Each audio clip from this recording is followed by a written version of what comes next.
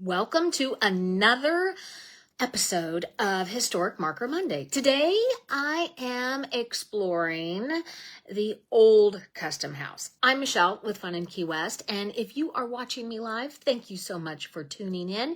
If you are listening on the podcast, thank you for listening, and of course, hit subscribe so you never miss an episode. So, what we're looking at today is the old custom house. When you come into Key West, the custom house is that big red brick building. That's the new one. We're going to the old one, which is located over at 124 Duval Street. And this one, if you've ever wondered where all of the history of wrecking and all that fascination with shipwrecks and treasures started in Key West, well, that is the place. I'm going to paint the scene for you. The Florida Keys has, 200 miles of coral reefs, shoals, and hidden hazards, and it's a paradise. But for sailors, it's like trying to drive through a neighborhood filled with speed bumps that are hidden and underwater. And what ends up is you ended up with a lot of shipwrecks. And by the 1800s, this was almost a weekly event. Before that, you had the golden age of Spanish treasure galleons. Think 1500s and the 1600s. And those treasures are still there. Today, a lot of them are, and that's what fueled all of this treasure hunt.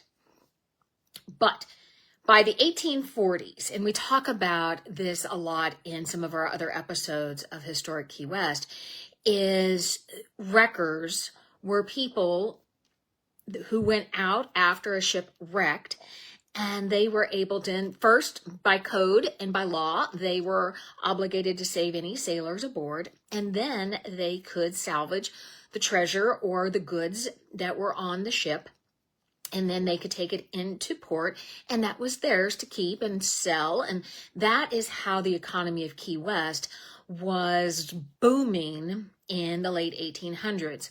So by 1840s, like I said, you had about a shipwreck a week. And so if you were living in Key West at that time, imagine this. You are fishing, maybe working in your store, bartending, doing something. And word hits the island that there's a wreck off the reef. And suddenly everyone drops what they're doing and they sprint for their boats. And that's how the wreckers made their money. They got to the ship first and they were able to claim it. There's other accounts that in the morning, ships would go out and they would scatter themselves across the reefs, and then they would move one direction or the other until they could not see a ship, and then they knew another ship had wrecked and they needed to continue to go that direction. Either way, this was like, I don't know, it'd be like NASCAR meets Pirates of the Caribbean, right? It was a mad dash, and there was a lot of treasure and money to be made. And there's a lot of tension out there. Where there's treasure, there's trouble, right? Those Pirates of the Caribbean movies often harken back to the troubles that come with all of that. So of course, because there's trouble and there's maybe a thought of a pirate or two out there, the law steps in. And in 1825, Congress passes laws saying all salvaged goods in U.S. waters had to be brought to a U.S. port of entry. So Key West becomes the port of entry for South Florida in 1822, and the old custom house became the center of it all. And it was where the red one is today. So keep in mind, there's this custom house here. And so this building handled the licensing. You had to be a licensed wrecker. And the last license issued to a wrecker was in the 1920s. So that's how long wrecking was actually contributing to the economy of Key West. And so they also helped the distribution of the salvaged goods. You would have auctions there. They would help with bringing in the people to move the goods, all of that. And this was all under Admiralty law. Again, there was a law that governed how these wreckers work. If you found the treasure, this was the place that you brought it. You brought it to the customs house. And you hoped that Uncle Sam didn't take too much of their cut. By the late 1830s, This is a fun fact. Wrecking accounted for up to 80% of all goods exported from Florida. So when you love a building enough, you're not going to get rid of it when it no longer serves your purpose. You're going to move it, right? That seems to be the history in Key West. So about 1891, the government had outgrown the small structure of the old custom house, and then they built a new one, which is the one today. But in true Key West fashion, they moved the old custom house with rolling it on timbers and pulled by donkeys, because why not? You're in Key West. And it's, if you think about it, Key West, because there aren't a whole lot of foundations like you see everywhere else, these houses could be lifted up and easily moved because they weren't structured into a foundation. But they moved the old custom house to its current location, which is 124 Duval Street. Today, that is the Custom House Inn, and next to it is the smallest bar. I'm sure some of you have, if you've been to Key West, explored the smallest bar. It's iconic, it's fun, it's cool to go in, and it's just this, I think there's 3 bar stools in there, 2 or 3. Full bar, you can walk in, it is the smallest bar. But you have the Custom House Inn, and it is a very nice place to stay if you're able to get a room there. But this harkens back to the history of the Custom House and the purpose that it served. It's not just about the shipwrecks. It's what built Key West at that time. The wrecking industry made Key West, as we've talked about before, one of the richest cities in Florida during the 19th century. And the wreckers provide a story of risk and resilience, and it's all wrapped up in this mischievous streak of, were they pirates? Were they wreckers?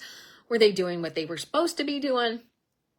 I don't know. There's lots of stories to be told, right?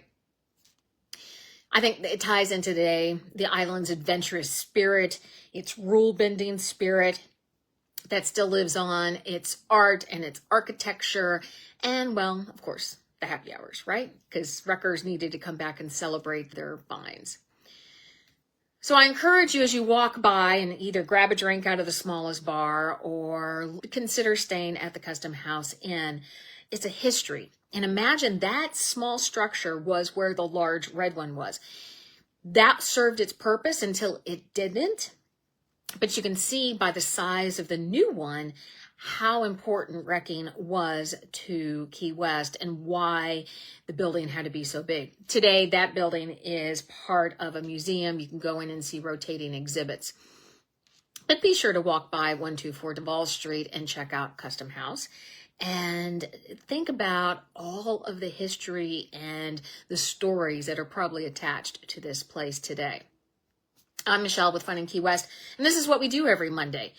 We explore these historic markers that you find throughout Key West, and I've always encouraged you to stop, read those markers. You never know what you're going to learn, and it's a way to really understand the history of Key West, its birth, its survival, its ebbs and its flows financially, and yet it's still here today, and it's a place we all love, or it's a place we all are yearning to visit.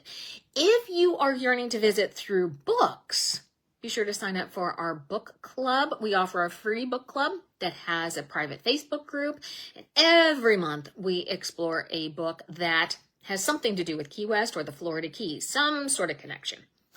We also have this really cool VIP club that is this awesome growing community.